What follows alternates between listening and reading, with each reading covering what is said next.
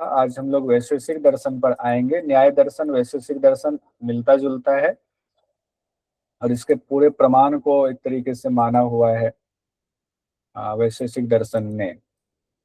तो वैशेषिक दर्शन पर आज आते हैं। न्याय दर्शन की तरह वैशेषिक दर्शन भी वेदों के प्रमाण को स्वीकार करता है।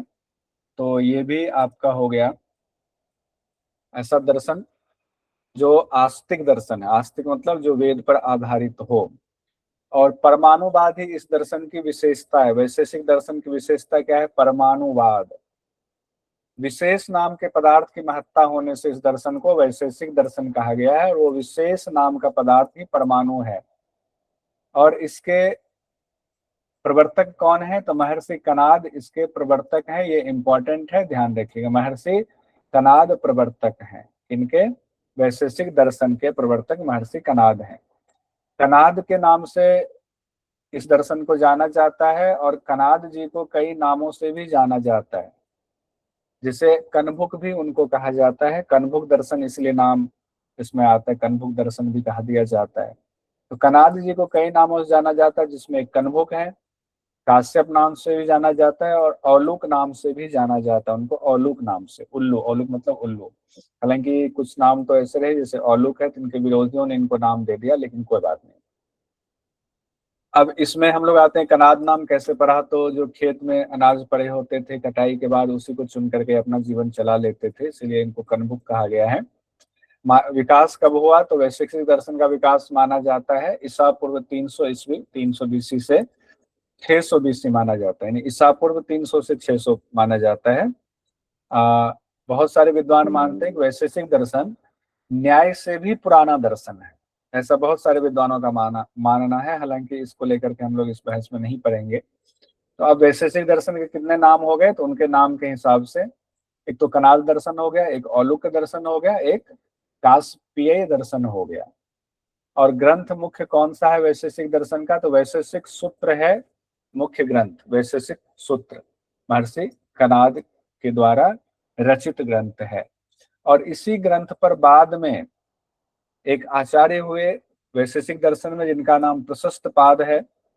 उन्होंने भाष्य लिखा वैशेषिक सूत्र पर और उस भाष्य का नाम दिया पदार्थ धर्म संग्रह।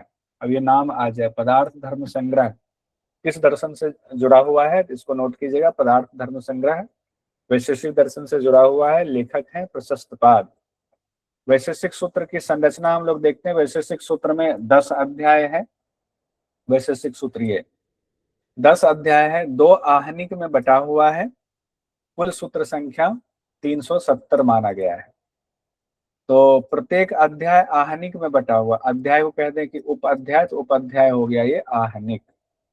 वैशेषिक दर्शन के कुछ जो प्रमुख आचार्य हैं उनके नाम हम लोग देख लेते हैं। पहले तो महर्षि कनाद हो गए, फिर प्रशस्तपाद जी हो गए, फिर व्योम शिवाचार्य जी हो गए, व्योम शिवाचार्य, और फिर श्रीधर भट्ट जी हो गए, श्रीधर भट्ट। और उसके बाद उदयनाचार्य जी को भी माना जाता है। महर्षि कनाद ने लिखा वैशेषिक सूत्र, प्रशस्त पाद ने लिखा धर्म पदार्थ संग्रह, यानी कि प्रशस्त पाद भाष्य भी इसको कहा जाता है। व्योम शिवाचार्य जी ने व्योमवती लिखा, व्योम शिवाचार्य जी ने व्योमवती लिखा। श्रीधर भट्ट जी ने न्याय कंदली लिखा, श्रीधर भट्ट जी न्याय कंदली। और उदयनाचार्य जी ने किरणावली लिखा, किरणावली। ये मुख्य ग्रंथ थे और आचार्य का नाम था। अब इसमें हम लोग आते हैं। वैशेषिक दर्शन का जो पहला सूत्र है वो क्या है? यहाँ से क्वेश्चन हो सकता है बन जाए। अथातो धर्म व्याख्या श्यामः। अथातो धर्म व्याख्या श्यामः किस दर्शन से लिया गया है? तो अथातो धर्म व्याख्या श्यामः वैशेषिक दर्शन का पहला सूत्र है। वैशेषिक दर्शन का पहला सूत्र है। इसका अर्थ होता है धर्म की विवेचना करना ही वैशेषिक शास्त्र का प्रतिपाद्य विषय है, जिसमें धर्म की व्याख्या की गई है, धर्म की विवेचना की गई है। फिर दूसरे सूत्र में बताया गया है कि धर्म क्या है, तो जिसमें कहा गया जिससे सुख और मोक्ष की प्राप्ति होती है वही धर्म है। सुख की प्राप्ति, मोक्ष की प्राप्ति इससे होती है, वही धर्म है। ये तो अभ्युदयनि श्रेयस सिद्धि सधर्म, यानी सुख की प्राप्ति हो और जो श्रेयस्कर वस्तु है यानी मोक्ष है, उसकी प्राप्ति हो वही धर्म है। ये दूसरा भी हो गया। अब हम लोग आगे आते हैं इसमें। अब इंपॉर्टेंट के हिसाब से ही हम लोग पढ़ेंगे। वैशेषिक दर्शन में पदार्थों की संख्या कितनी है? तो वैशेषिक दर्शन में पहले तो 6 पदार्थ था, पहले 6 पदार्थ बताया गया था वैशेषिक दर्शन में, लेकिन बाद में एक पदार्थ को और जोड़ा गया, अभाव को 7वां पदार्थ माना गया। तो यहाँ से क्वेश्चन बन जाता है, वैशेषिक दर्शन का 7वां पदार्थ कौन है? वैशेषिक दर्शन का 7वां पदार्थ ये है अभाव। 7वां पदार्थ अभाव है, 7वां पदार्थ अभाव है, ध्यान रखिएगा। तो वैशेषिक दर्शन में पदार्थों को 2 भाग में बांटा गया है। एक तो पहला वाला जो पदार्थ था जिसको कि भाव पदार्थ कहा गया, यानी 6, और फिर बाद में जो 7वां पदार्थ जोड़ा अभाव, उसको अभाव पदार्थ कहा गया। तो भाव पदार्थ अभाव पदार्थ इस तरह से 2 पार्ट में बांटा गया है। भाव पदार्थ 6 हैं और अभाव पदार्थ, अभाव को 7वां पदार्थ माना गया है। तो भाव पदार्थ कितने हैं ये भी पूछा जा सकता है, 7वां पदार्थ कौन सा है ये भी पूछा जा सकता है। तो ध्यान रखिए, पदार्थ हो गए 2 पार्ट में, भाव पदार्थ और अभाव पदार्थ, भाव पदार्थ और अभाव पदार्थ। अब भाव पदार्थ हो गया 6 प्रकार का, द्रव्य, गुण, कर्म, सामान्य, विशेष और समवाय, ये 6 हो गया। और अभाव पदार्थ 7वां पदार्थ है, हालांकि उसके 2 खंड उसके भी किए जाते हैं। एक कहा गया है संसर्गा भाव और दूसरा कहा गया अन्योन्याप भाव, ठीक है। तो कई जगहों पर 3 भी कहा गया है, तो हम लोग 2 मानकर चलते हैं, 2 ना भी माने, इसको अभी याद नहीं भी रखे उतना डिटेल में, तो अभाव पदार्थ 7वां है। इतने से काम आपका चल जाएगा। अब आगे हम लोग देखते हैं। भाव पदार्थ में तो ये 6 चीजें हैं, इसको देखने की जरूरत नहीं है डिटेल में, इतना ये आप लोग देख लेंगे मुझे उम्मीद है, और देख लेंगे कि आप तो देखकर ही आए हुए हैं, मान लेते हैं ऐसा। क्यों देव जी? उदित जी ने नहीं देखा भोज खाने और के मैं लिए? अभी बिल्कुल घर में घुसा हूँ क्योंकि मैं मेरठ से हूँ सीधा अभी। वैशेषिक सूत्र में अभाव को प्रमेय के अंतर्गत रखा गया है, ये भी ध्यान रखेंगे, लेकिन बाद में अभाव को 7वां पदार्थ माना गया, ये 2 बातें ध्यान रखेंगे। प्रमेय प्रमेय के अंतर्गत रखा गया अभाव को, और बाद में अभाव को 7वां पदार्थ भी माना गया। और अभाव भी हम लोगों ने देखा 2 प्रकार का होता है, वो भी ऊपर देख ही लिया। वैशेषिक दर्शन में प्रमाण हम लोग देख लेते हैं। न्याय में हम लोगों ने प्रमाण देखा, ये इंपॉर्टेंट हो जाता है। न्याय में हम लोगों ने 4 प्रमाण देखा, प्रत्यक्ष, अनुमान, उपमान और शब्द। वैशेषिक में 2 ही प्रमाण है, प्रत्यक्ष और अनुमान। प्रत्यक्ष और अनुमान, इसका मतलब ये नहीं है कि इन्होंने प्रमाण नहीं माना न्याय का। इन्होंने क्या किया, उपमान और शब्द को अनुमान के अंतर्गत ही समाहित मान लिया। ऐसा नहीं कि उपमान और शब्द को इन्होंने बिल्कुल नकार दिया, ऐसा नहीं है, उसको अनुमान में ही समाहित मान लिया। लेकिन एग्जाम की दृष्टि से प्रत्यक्ष और अनुमान ही है 2 प्रमाण वैशेषिक दर्शन में, प्रत्यक्ष प्रमाण और अनुमान प्रमाण। अब हम लोग आते हैं, न्याय दर्शन के जो 4 हैं वो देख लिया है, और वैशेषिक दर्शन के 2 ही हैं, प्रत्यक्ष और अनुमान, लेकिन शब्द और उपमान को अनुमान के अंतर्गत रखा है। खैर ये तो हो ही गया। हाँ, यहाँ पर एक चीज और था, ये जो 4 हम लोगों ने न्याय दर्शन में देखा है, प्रत्यक्ष, अनुमान, उपमान और आगम, तो एक अर्थापत्ति भी होता है, अर्थापत्ति को अनुमान के अंतर्गत ही माना गया है। अब सृष्टि की रचना के बारे में देखते हैं। परमाणु की चर्चा होती है, मान्यता है कि 4 परमाणु से मिलकर सृष्टि की रचना होती है। 4 परमाणु से मिलकर सृष्टि की रचना किसमें होती है? वैशेषिक दर्शन में। अग्नि, वायु, जल और पृथ्वी, आकाश को नहीं लिया गया है। इन चारों के संयोग से ही सृष्टि की रचना होती है, ये इंपॉर्टेंट है, इसको नोट कीजिए, ये इंपॉर्टेंट है। वैशेषिक दर्शन के अनुसार इन चारों का अलग होना ही वियोग है, यानी प्रलय है, यानी मुक्ति है। जब ये चारों मिले हुए हैं तो सृष्टि है, चारों को अलग अलग कर दिया तो फिर मुक्ति है। उपादान कारण और निमित्त कारण बताया गया है सृष्टि की रचना में। उपादान कारण चारों परमाणु है, 4 परमाणु अगर पूछ दे कौन कौन से हैं, तो पंच महाभूत में आकाश को छोड़ करके बाकी जो चारों हैं उसी को 4 परमाणु माना गया है, उसको उपादान कारण माना गया है सृष्टि की रचना के लिए। और निमित्त कारण कि कौन उसको चला रहा है, गति कौन प्रदान कर रहा है, तो कहा गया ईश्वर ही गति प्रदान कर रहा है, ईश्वर गति प्रदान कर रहा है। कौन गति प्रदान कर रहा है? ईश्वर गति प्रदान कर रहा है। परमाणु 4 बताए गए हैं, पार्थिव, जलीय, तेजस और वायवीय। पार्थिव, जलीय, तेजस, तेजस और वायवीय, ये 4 परमाणु बताए गए हैं। उसी को हमने हिंदी में कहा हुआ है, बस इसमें आकाश छोड़ करके। कैसे सृष्टि की रचना हुई? कहा गया सृष्टि के प्रारंभ में चारों द्रव्यों के परमाणु निष्क्रिय रहते हैं, निष्क्रिय थे ये मान लीजिए, और ईश्वर ने क्या किया, उन परमाणुओं में क्रिया उत्पन्न कर दी। फिर सूक्ष्म पहले उत्पन्न हुआ, फिर सूक्ष्म से स्थूल तत्वों की उत्पत्ति होने लगी, फिर धीरे धीरे धीरे धीरे पूरी सृष्टि की उत्पत्ति हो गई। कितनी सुंदर चीजें बताई गई कि कैसे सृष्टि की रचना हुई। तो वैशेषिक दर्शन एक अलग ही सिद्धांत दे रहा है। न्याय दर्शन और वैशेषिक दर्शन में समानता है, किसमें? न्याय और वैशेषिक में, इसीलिए दोनों को एक साथ पढ़ा जाता है। जैसे सांख्य और योग में है, जैसे कि पूर्व मीमांसा उत्तर मीमांसा में है, उसी तरीके से यहाँ भी कहा गया है। ईश्वर को लेकर दोनों का एक मत है। माना जाता है कि न्याय दर्शन ने वैशेषिक दर्शन के ईश्वर संबंधी जो सिद्धांत दिया गया है उसको हूबहू स्वीकार कर लिया। यानी न्याय ने वैशेषिक के सृष्टिवाद के सिद्धांत को मान लिया, यानी परमाणुवाद का सिद्धांत, यानी एक दूसरे को माना है। तो न्याय ने वैशेषिक के सृष्टिवाद के सिद्धांत को माना है।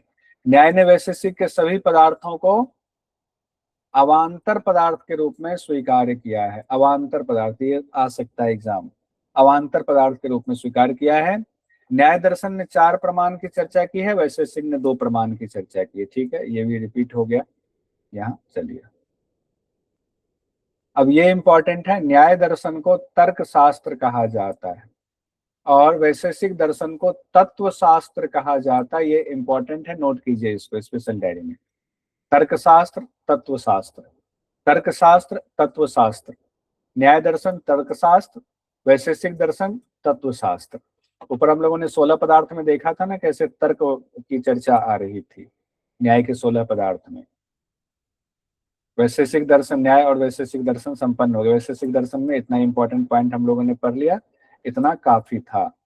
अब आज हम लोग 2-4 दर्शन हो गए हमारे, अब हम लोग उससे आगे पढ़ेंगे। 2 दर्शन और बचा हुआ। शर दर्शन में मीमांसा दर्शन और वेदांत दर्शन, इसी को कहा जाता है पूर्व मीमांसा उत्तर मीमांसा। ये हो गया पूर्व मीमांसा, ये हो गया उत्तर मीमांसा। पूर्व मीमांसा और उत्तर मीमांसा। पूर्व मीमांसा या कर्म मीमांसा भी इसको कहा जाता है, मीमांसा दर्शन को। अगर सिर्फ आ जाए मीमांसा दर्शन, तो मीमांसा दर्शन मतलब पूर्व मीमांसा यानी कर्म मीमांसा की चर्चा हो रही है। तो हम लोग आज पढ़ने जा रहे हैं कर्म मीमांसा को, यानी मीमांसा दर्शन को। मीमांसा का अर्थ ही होता है विश्लेषण करना, विवेचना करना। तो हम लोग देखेंगे, जब आज पढ़ेंगे तो उसमें देखेंगे कि मीमांसा दर्शन की जरूरत क्यों पड़ी, मीमांसा दर्शन के कितने विभाग हैं, कितने प्रमाणों को स्वीकार किया गया है, कितने पदार्थों को माना गया है, ईश्वर की सत्ता को स्वीकार ये करते हैं या नहीं करते हैं। तो सबसे पहले देखते हैं आचार्य कौन है। तो महर्षि जैमिनी इनके आचार्य हैं। महर्षि जैमिनी कौन है आचार्य? महर्षि जैमिनी। मीमांसा दर्शन के आचार्य महर्षि जैमिनी हैं। उनके ग्रंथ का नाम है मीमांसा सूत्र। मीमांसा सूत्र, या एक और नाम आता है, ये नाम भी जरूर नोट कर लीजिए, द्वादश लक्षणी भी आता है। द्वादश लक्षणी, क्यों द्वादश लक्षणी आता है? क्योंकि मीमांसा सूत्र में 12 अध्याय हैं, 12 चैप्टर हैं। 12 चैप्टर से इसको द्वादश लक्षणी कहा गया है। इसीलिए द्वादश लक्षणी कहा जाता है, जो 60 पाद में विभक्त है। यानी अध्याय भी विभक्त है पाद में, तो 60 पाद में है। सूत्र संख्या थोड़ा सा आगे पीछे हो सकता है, 2744। बहुत सारे विद्वानों का मानना है कि मीमांसा सूत्र में कुल 2744 सूत्र हैं। 2744 सूत्र है। हाँ, ये एक नोट लिखा हुआ, हालांकि ज्ञान के लिए है, वैसे एग्जाम में तो वही चलेगा, जैमिनी ही चलते हैं।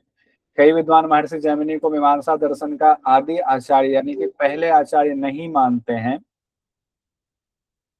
क्योंकि ग्रंथ में ही कार्ष्णाजिनी, ऐतिसायन, बादरी, बादरायन, लावुकायन, कामुकायन, आत्रेय और आलेखन, इन 8 आचार्यों और उनके मत का भी उल्लेख किया गया है। तो इसीलिए माना जाता है कि नहीं, ये दर्शन पहले से मौजूद था। हाँ, जरूर महर्षि जैमिनी जी ने संकलित किया होगा इसको, बस इतनी सी बात है। मीमांसा दर्शन का वेद से क्या संबंध है? तो वेद के जो कर्मकांड हैं, तो कर्मकांड को मान लीजिए मीमांसा दर्शन है। तो वेद को हम लोग दो भाग में बांटते हैं, कर्मकांड और ज्ञान कांड के रूप में। तो वेद के जितने भाग में फल प्राप्ति के लिए यज्ञों की चर्चा यानी कर्मकांड की चर्चा है, तो उसको कहा गया है कि वो आपको मीमांसा दर्शन है। तो कर्मकांड को मीमांसा दर्शन यानी पूर्व मीमांसा कहा जाता है, ज्ञान कांड को उत्तर मीमांसा यानी वेदांत कहा जाता है। ज्ञान कांड को वेदांत या उत्तर मीमांसा कहा जाता है। ये आप लोग पहले से जानते ही होंगे, उम्मीद है। लेकिन जब मीमांसा शब्द आए, सिर्फ मीमांसा दर्शन आपके सामने आए, तो आप समझ जाना जैमिनी जी वाले दर्शन की बात हो रही है, यानी कर्म सिद्धांत वाले दर्शन की सिर्फ बात हो रही है। तो पूर्व मीमांसा के आचार्य हैं महर्षि जैमिनी, और उत्तर मीमांसा के आचार्य हैं बादरायण जी। उत्तर मीमांसा के आचार्य कौन है? बादरायण जी हैं। ये हमें ध्यान रखना है। दोनों दर्शनों को कई नामों से भी जाना जाता है। अब एक साथ देखिए, मीमांसा दर्शन को पूर्व मीमांसा पढ़ा, और कर्म मीमांसा नाम से भी जाना जाता है, धर्म मीमांसा नाम से भी जाना जाता है, मूल्य मीमांसा नाम से भी जाना जाता है, यज्ञ मीमांसा नाम से भी जाना जाता है।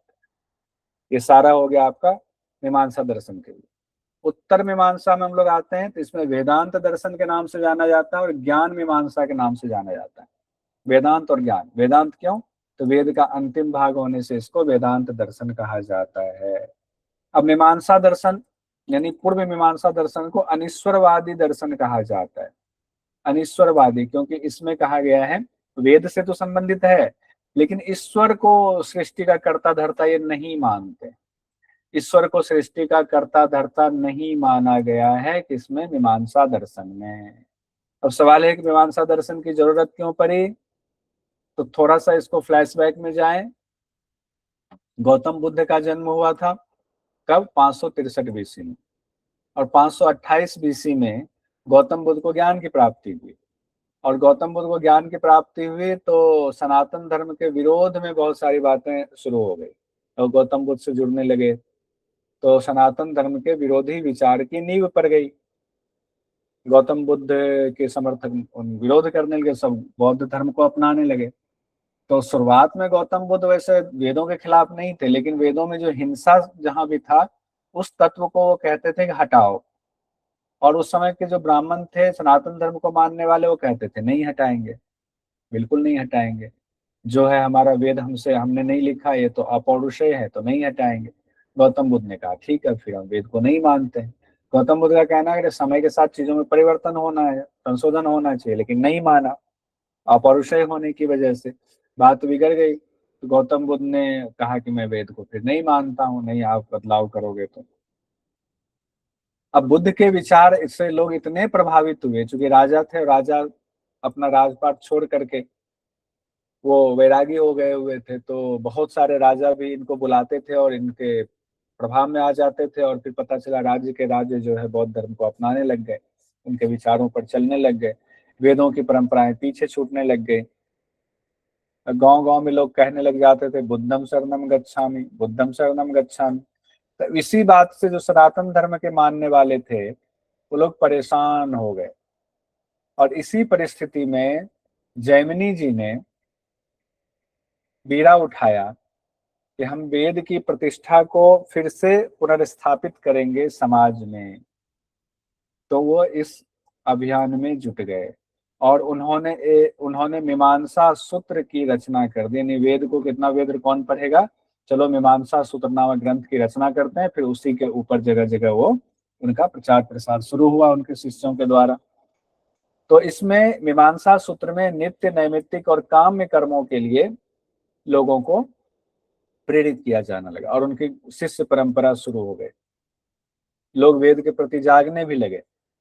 लेकिन अभी सिर्फ इतने से काम नहीं, भी बहुत कुछ करना बाकी था, फिर आगे के लोग करेंगे, उसमें कैसे कैसे करेंगे तो देखिए।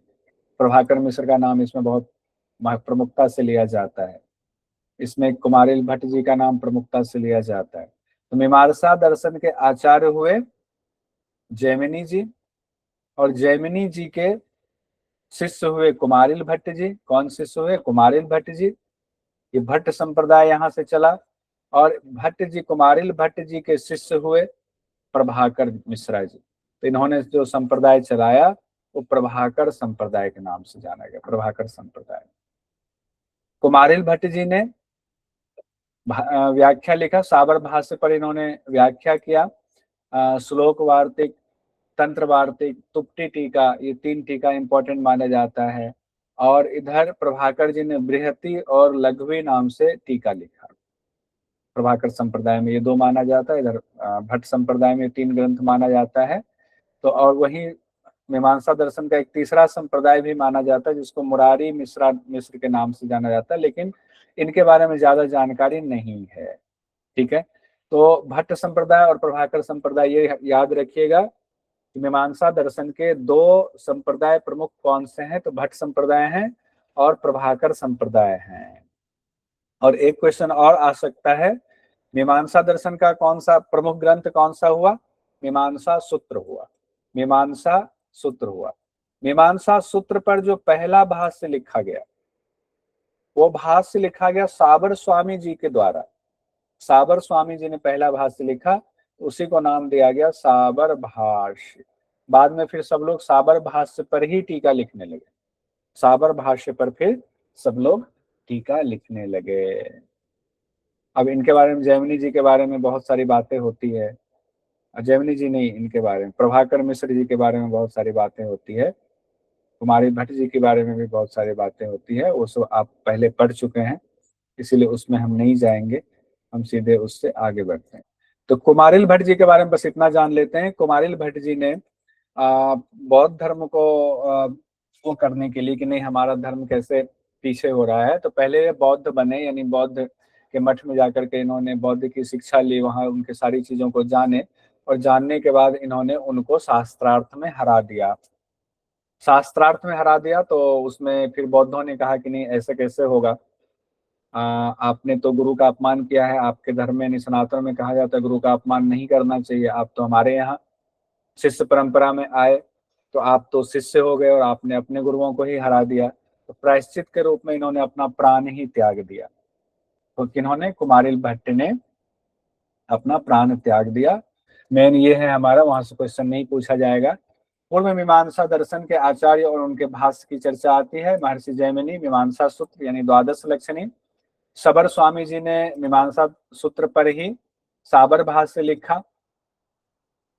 जैमिनी के सूत्र का प्रथम भाष्यकार हुए जो साबर भाष्य है, सबर स्वामी जी। फिर कुमारिल भट्ट जी ने श्लोक वार्तिक लिखा, तंत्र वार्तिक लिखा और तुप्ति टीका लिखा। ये तीनों इंपॉर्टेंट है, ये एग्जाम में आ सकता है। तीनों पूरे साबर भाष्य पे ही 3 भाग में लिखा गया। पूरे साबर भाष्य पे 3 पार्ट में टीका लिखा गया, श्लोक वार्तिक, तंत्र वार्तिक और तुप्ति टीका। प्रभाकर मिश्र जी ने फिर साबर भाष्य पे लिखा बृहति और लघवी।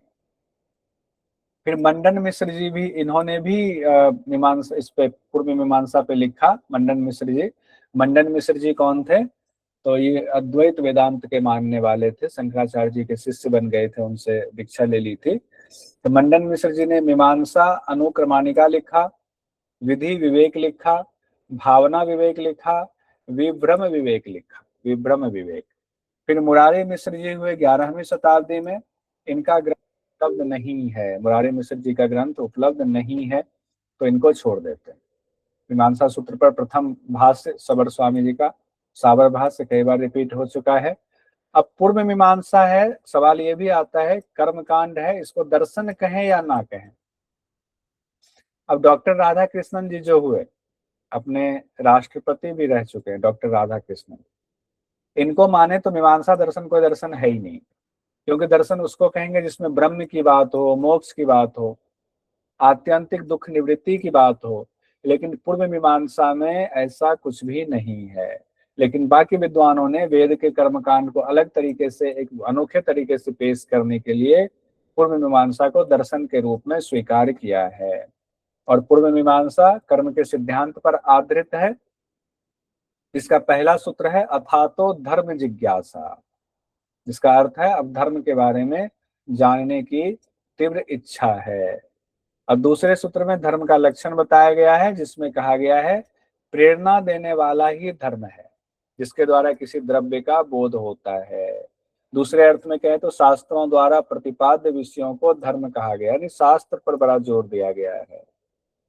वहीं एक भाष्यकार हुए लौक्षी भास्कर, उन्होंने धर्म का लक्षण बताया हुआ है। वेद में जो प्रतिपादित विषय है और जो प्रयोजनवान होते हैं वही धर्म है। वेद में जो विषय बताए गए जिसका प्रयोजन है वही धर्म है। वैशेषिक दर्शन में धर्म का ज्ञान कैसे प्राप्त हो, अब सवाल ये उठता है। तो धर्म का ज्ञान का एकमात्र साधन वेद को बताया गया कि वेद को पूरी तरह से मानना है, यानी वेद में मौजूद जो मंत्र हैं, जो छंद है, उसको मानिए। तो मीमांसा दर्शन में वेद के मंत्रों को ही सर्वोपरि माना गया है, मंत्रों को सर्वोपरि माना गया है। और इतना ही नहीं, ब्रह्म वगैरह कुछ नहीं, मंत्र ही सर्वश्रेष्ठ हैं। देवताओं की सत्ता मंत्रों से अलग नहीं मानी गई, यानी मंत्र किनके लिए? देवता के लिए। तो देवता की सत्ता को इन्होंने मंत्र से अलग नहीं माना है। फिर से देखिए, मीमांसा दर्शन का आचार्य जैमिनी जी, शिष्य हो गए कुमारिल भट्ट, कुमारिल भट्ट के शिष्य हो गए प्रभाकर मिश्र जी। आइए, ये हमने देख लिया था। हाँ, अब मीमांसा दर्शन की तत्व मीमांसा में हम लोग आते हैं। मीमांसा के मुताबिक कहा गया है इस जगत की ना तो सृष्टि हुई है, ना ही इस जगत का प्रलय होना है। लीजिए, बाकी सब ग्रंथ में सृष्टि और प्रलय की बात होती है, मीमांसा दर्शन में इसको मना किया गया। ये जगत हमेशा से था, है और हमेशा रहेगा। बाकी लोग आते जाते रहेंगे, किंतु ये जगत सदा वैसा ही चलता रहेगा। कर्म 5 प्रकार के माने गए हैं। अभी देखिए, कर्म सिद्धांत को सर्वोपरि मानते हुए ईश्वर का स्थान इन्होंने गौण कर दिया है। ईश्वर का स्थान गौण कर दिया है और कर्म को ही सर्वोपरि माना है कि आत्मा की शुद्धि कर्म के द्वारा ही होगी। और कर्म जो है, पहले 3 बात आई थी, 5 कर्म वैसे कहा गया है, नित्य, नैमित्तिक, काम और निषिद्ध। फिर प्रायश्चित कर्म का भी इंपॉर्टेंस दिया गया है। तो 5 कर्म है, ऊपर जो 3 लिखा हुआ है ना, इसको हटाए। 5 कर्म को एक बार देखते हैं। नित्य कर्म, नैमित्तिक कर्म, काम कर्म, निषिद्ध कर्म और प्रायश्चित कर्म कहा गया। नित्य कर्म हुआ रोज सुबह उठना, संध्या बंदन वगैरह जो हम करते हैं, ब्रश करना से लेकर नहाना धोना सारा। नैमित्तिक कर्म हो गया, व्रत वगैरह श्राद्ध करते हैं, वो नैमित्तिक कर्म हो गया। जैसे पूजा पाठ जो हम लोग करते हैं कि आज अमावस्या है, आज ये है, होली है, दिवाली है। फिर कहा गया काम्य कर्म, कामना की सिद्धि के लिए जो कर्म करते हैं अलग से, जैसे कि पुत्र की कामना है, नौकरी की कामना है, लंबी उम्र की कामना है, वो सब हो गया। फिर कहा गया प्रतिसिद्ध कर्म, प्रतिसिद्ध कर्म जो कर्म नहीं करने चाहिए उसको कहा गया है, तो निषिद्ध कर्म भी इसको कहते हैं। फिर कहा गया प्रायश्चित कर्म। प्रायश्चित कर्म वो हुआ, आपसे कोई गलती हो गई, उस गलती के बाद उस गलती को कम करने के लिए, जैसे मान लीजिए कि हमारे यहाँ हमने देखा गाय मर गई, खूंटे से बंधी हुई थी, बीमार थी, खूंटे से बंधी हुई थी, गाय मर गई, तो अब वो लग गया पाप, वो पाप लग गया। तो उसका प्रायश्चित करना, गंगा स्नान करना है, गोबर निगलना है, पूजा करना है। तो जो कोई आपसे पाप अनजाने में भी अगर हो जाता है तो उसके वेग को कम करने के लिए जो तरीका अपनाया जाता है उसको प्रायश्चित कहा जाता है। और इस दर्शन को, मीमांसा दर्शन को कर्मकांड का दर्शन कहा जाता है। कर्म ही फलदाता है, यज्ञ अनुष्ठान से स्वर्ग आदि फल मिलता है, तो यज्ञ अनुष्ठान भी कर्म है, उस कर्म से फल मिलता है। फिर गृहस्थों के लिए 5 यज्ञ को मोक्ष प्राप्ति का रास्ता बताया। मोक्ष प्राप्ति मतलब 5 यज्ञ करेंगे तो आपको सर्वोच्च स्थिति की प्राप्ति होगी। कौन से 5 कहा गया है? ब्रह्म यज्ञ, देव यज्ञ, पितृ यज्ञ, मनुष्य यज्ञ और भूत यज्ञ। ब्रह्म यज्ञ, देव यज्ञ, पितृयज्ञ और मनुष्य यज्ञ। ब्रह्म यज्ञ, देव यज्ञ, पितृयज्ञ, मनुष्य यज्ञ और भूत यज्ञ, 5 यज्ञ को ध्यान रखिएगा। अब इसमें अपूर्व का सिद्धांत, जिसको कर्म का सिद्धांत कहते हैं, जो उस दिन बात हो रही थी, सरिता जी ने उठाया था। अपूर्व का सिद्धांत बहुत महत्वपूर्ण है, बहुत महत्वपूर्ण है। यही कर्म का सिद्धांत है, अपूर्व का सिद्धांत, वहां जोड़ देंगे कोई नहीं। यानी इसका अपूर्व का सिद्धांत ही मुख्य है, उसी को कर्म का सिद्धांत कहा गया है। अपूर्व का शाब्दिक अर्थ होता है जो पहले नहीं था। मीमांसकों का क्या मानना है? भूलोक में किए गए कर्म एक अदृश्य शक्ति उत्पन्न करते हैं, जिसे अपूर्व कहा जाता है, अपूर्व कहा जाता है। ठीक है। मौत के बाद अपूर्व के आधार पर जीव अपने कर्मों के हिसाब से सुख दुख भोगता है, यानी मृत्यु होती है, मृत्यु के आधार पर इसी अपूर्व कर्म के हिसाब से उसको सुख या दुख प्राप्त होता है। चलिए, अब इसको छोड़ते हैं। अपूर्व का सिद्धांत हो गया मीमांसा दर्शन से जुड़ा हुआ। अब इससे आगे बढ़ते हैं। एक मौलिक विचार है ये अपूर्व का सिद्धांत, यानी अदृश्य शक्ति वाला सिद्धांत या कर्म सिद्धांत, ये मौलिक विचार है, उसी को अपूर्व का सिद्धांत कहा गया है। कुमारिल भट्ट जी ने कहा अपूर्व अदृश्य शक्ति है जो आत्मा के अंदर उदित होता है, यानी ये कर्म सिद्धांत है। अब वही न्याय दर्शन ने अपूर्व का खंडन किया है, ये ध्यान रखें। न्याय दर्शन ने अपूर्व का खंडन किया है, इसको छोड़ दें, क्या बोला है। शंकराचार्य ने कहा है अपूर्व अचेतन है, अपूर्व अचेतन है, इसीलिए किसी आध्यात्मिक सत्ता के बिना संचालित नहीं हो सकता है। यानी शंकराचार्य जी को तो ब्रह्म को स्थापित करना था, एक आत्मा ही सर्वोपरि है, तो वो तो सब कुछ को उनसे नीचे करके चल रहे हैं। इसीलिए कर्म के सिद्धांत की व्याख्या अपूर्व से करना असंगत है, ऐसा शंकराचार्य जी का कहा गया है। तो मीमांसा का अब जाते हैं ज्ञान मीमांसा पर। तो ज्ञान की प्राप्ति किससे होती है? प्रमाण से होती है। तो कहा गया है, जैमिनी जी ने तो 3 प्रमाण माने, हमने देखा। जैमिनी जी ने कितने प्रमाण माने? 3। और कुमारिल भट्ट जी ने 6 प्रमाण को स्वीकार कर लिया। किसके 6 प्रमाण को? वेद के सभी 6 प्रमाण को स्वीकार कर लिया। 6 प्रमाण कौन से हैं? प्रत्यक्ष, अनुमान, उपमान, शब्द, अर्थापत्ति, अनुपलब्धि। अगर आ जाए यूनिट पेपर 1 में भी ये आता है कि कुल कितने प्रमाण बताए गए, तो कुल 6 प्रमाण की चर्चा होती है, कुल 6 प्रमाण है। लेकिन जैमिनी जी, अगर इसमें से क्वेश्चन आए, जैमिनी जी कितने प्रमाण को मानते थे? प्रत्यक्ष, अनुमान, शब्द को ही मानते थे। कुमारिल भट्ट जी सभी 6 को मानते हैं, और प्रभाकर जी इसमें 5 प्रमाण को ही मानते हैं। लीजिए, भट्ट संप्रदाय और प्रभाकर संप्रदाय। भट्ट संप्रदाय कितने प्रमाण? 6 प्रमाण। प्रभाकर संप्रदाय कितने प्रमाण? 5 प्रमाण। अनुपलब्धि को नहीं माना है, प्रमाण नहीं माना है किन्होंने? प्रभाकर जी ने। ये एक नोट बना लीजिएगा, एक ट्रिपल विंडो ऐसे बना लीजिएगा। ट्रिपल विंडो में एक में दे दीजिए जैमिनी जी, एक में दे दीजिएगा इधर प्रभाकर जी, और इधर हो गए, क्या नाम है इनका, हाँ, कुमारिल भट्ट जी। कुमार जैमिनी जी, कुमारिल भट्ट जी, और यहाँ हो गए प्रभाकर जी। ठीक है। अब इसमें इनके प्रमाण हो गए 3, इनके हो गए 6, प्रभाकर जी के हो गए 5। 3 3 से 6 सीधे डबल कर दिया, फिर 1 कम कर दिया। ठीक है। मीमांसा दर्शन शब्द यानी आगम प्रमाण को, आगम प्रमाण क्यों? क्योंकि वेद की वजह से आगम प्रमाण को सबसे ज्यादा महत्व देता है। आइए अब हम लोग आते हैं प्रत्यक्ष प्रमाण। तो जानते हैं इंद्रियों के सन्निकर्ष से जो ज्ञान उत्पन्न होता है उसको प्रत्यक्ष प्रमाण कहते हैं। और प्रत्यक्ष ज्ञान भी 2 प्रकार का होता है, सविकल्प और निर्विकल्प। अनुमान के लिए कहा गया है एक के सन्निकर्ष से दूसरी वस्तु का ज्ञान होना। सन्निकर्ष मतलब एक को जानने से, एक सामने है, एक को जाना तो उससे दूसरे का अनुमान लगा लिया, तो दूसरी वस्तु का जो ऐसे करके ज्ञान हुआ उसी को अनुमान ज्ञान कहा गया है।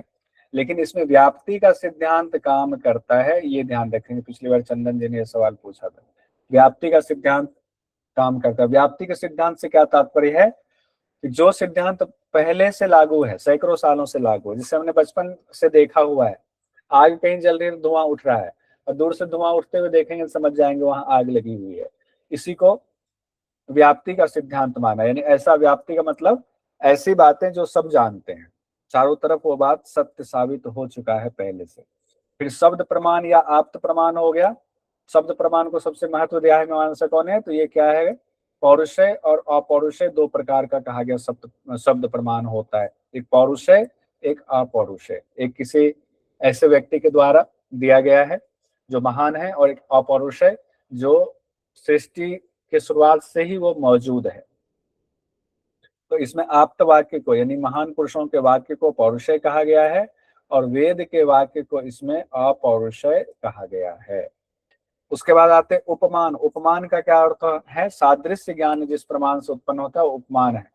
जैसे गाय के समान नील गाय है होती है, और जंगल में गए तो गाय के समान एक पशु दिखा तो समझ गए कि यह नील गाय है।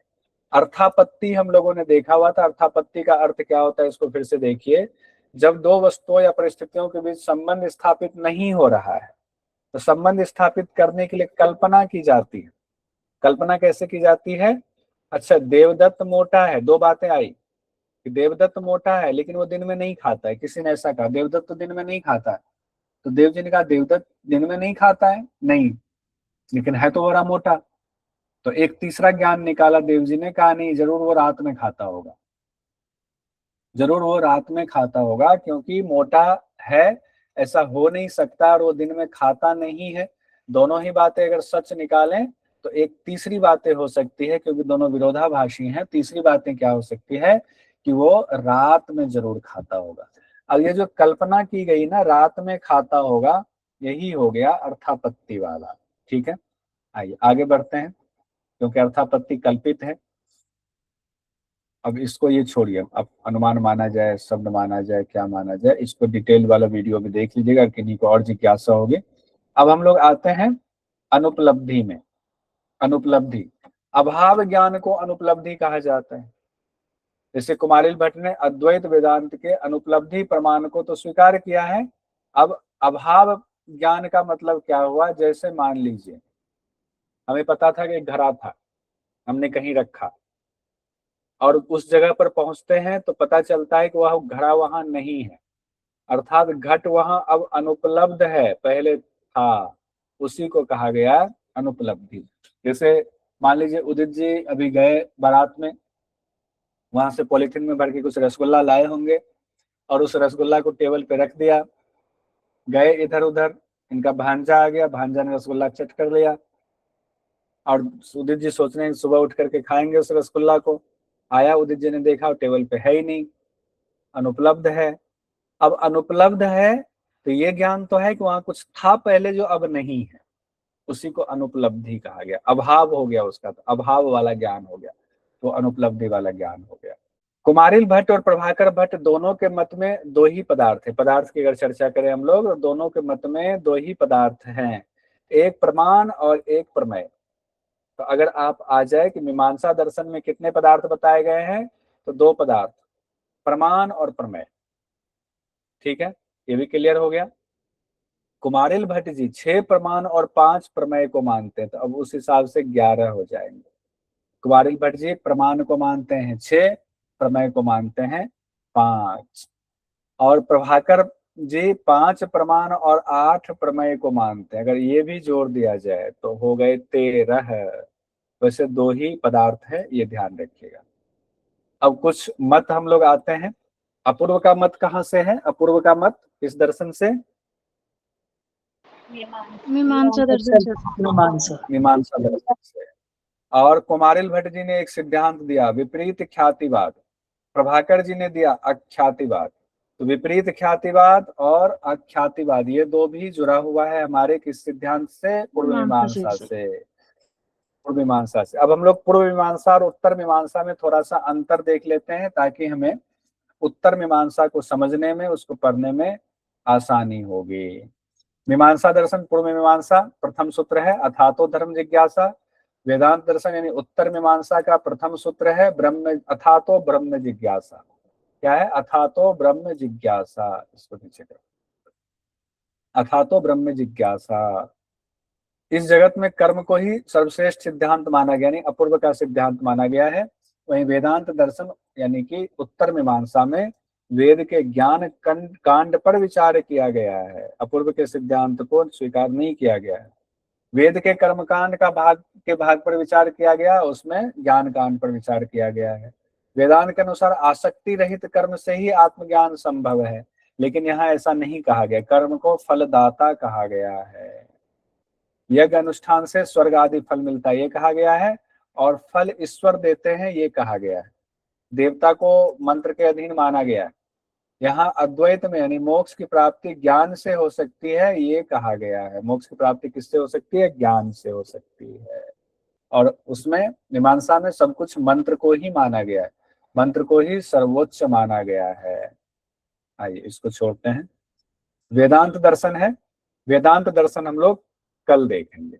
वेदांत दर्शन कल देखेंगे, उसके बाद अगला देखेंगे कि इसमें क्या कहा गया है। एक तो ज्ञान मीमांसा तत्व मीमांसा का भी विश्लेषण हम लोग करेंगे।